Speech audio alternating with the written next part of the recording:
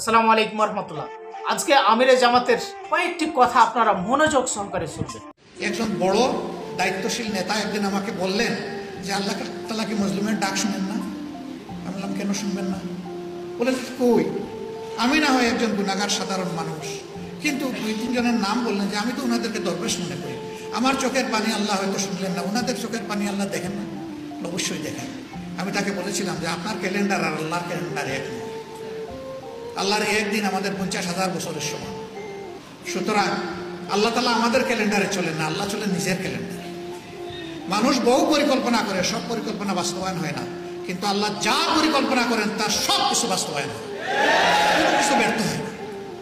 আলহামদুলিল্লাহ, আল্লাহর পরিকল্পনাই বাস্তবায়িত। দর্শক, আমিরে জামাত যে কথাটি বলেছে আপনারা হয়তো বুঝতে পেরেছেন। আমরা আসলে অনেক সময় ধৈর্য হারিয়ে ফেলি। আমরা তো অনেকেই বলা বলি করছিলাম যে আল্লাহ বুঝে আমাদেরকে দেখছে না, শেখ হাসিনার পতন ঘটছে না। আসলে আমাদের ধৈর্য শক্তি অনেকটা কম। আমিরে জামাত যে জিনিসটা বোঝাচ্ছে আপনারা হয়তো বুঝতে পেরেছেন। দুনিয়াতে আল্লাহর একটি দিন আর দুনিয়ার 50,000 বছর এক সমান। তো আল্লাহর কাছে এই শেখ হাসিনার আমলটা হয়তো 5 মিনিট, আর 5 মিনিটের জন্য হয়তো শেখ হাসিনাকে ক্ষমতা দিয়েছিলেন। স্বৈর শাসকের দৃশ্যগুলো হয়তো আল্লাহ তাআলা দেখতেছিলেন। আমরা যখন সাধারণ মানুষ কোনো একটি মানুষকে অন্যায় করতে দেখি, তো সেই অন্যায়টা হয়তো আমরা 2-5 মিনিট ধৈর্য ধারণ করি, হয়তো সেই লোকটা আর এই কাজটি করবে না। কিন্তু যখন আমরা ধৈর্য হারিয়ে ফেলি তখন তাদেরকে প্রতিহত করার চেষ্টা করি। তো ঠিক তেমনই আল্লাহ তাআলা এই যে শেখ হাসিনা 17 বছর স্বৈর শাসক, আল্লাহ তাআলার কাছে তো এটা 5 মিনিটের সমান।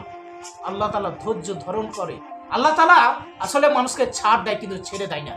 সবচেয়ে বড় পরিকল্পনাকারী হচ্ছে আল্লাহ তাআলা, আর আল্লাহ তাআলার পরিকল্পনা কখনো নস্যাৎ হয় না। আমরা যা পরিকল্পনা করি তা আসলে মানুষ তা বাস্তবিক রূপ দেখাতে কখনো পারে না। আর আল্লাহ তাআলা যে পরিকল্পনা করে রাখে সেটা হুবহু টাইম টু টাইম বাস্তবায়ন হয়। দর্শক, আজকে আমিরে জামাতের বক্তব্যটি আপনাদের কেমন লেগেছে অবশ্যই আপনাদের মন্তব্য কমেন্ট বক্সে জানাবেন। আর আজকের ভিডিওটি বেশি বেশি শেয়ার করে অন্যকে দেখার সুযোগ করে দিবেন। আসসালামু আলাইকুম রহমতুল্লাহ।